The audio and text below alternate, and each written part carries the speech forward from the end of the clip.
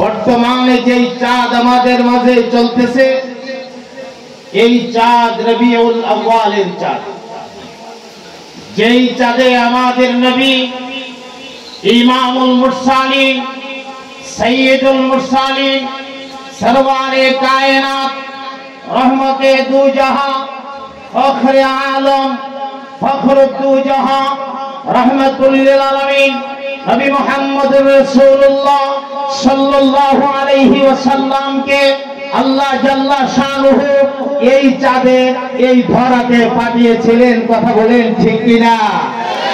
রাসূল পাকের আগমনের এই মাসটাকে কেন্দ্র করে 12ই রবিউল আউয়ালকে কেন্দ্র করে আমাদের দেশে জশ্নে জুলুসের নামে অনেক বেউসুলি কাজ হয়ে থাকে।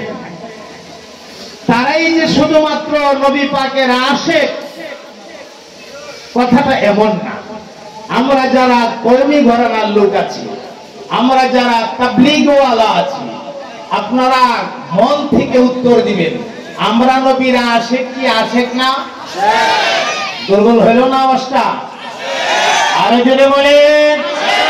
তাহলে আজকের এই সম্মেলনে আমি বলতে চাই, আমার নবী পাকের ইজ্জত আর সম্মান রক্ষা করার স্বার্থে, আমার নবী পাকের মর্যাদা রক্ষা করার স্বার্থে, রাসূলের খতমে নবুয়তকে সম্মান করার স্বার্থে আমরা হার অবস্থায় প্রস্তুত থাকবো ইনশাআল্লাহ নবীকে সম্মান দেওয়ার জন্য।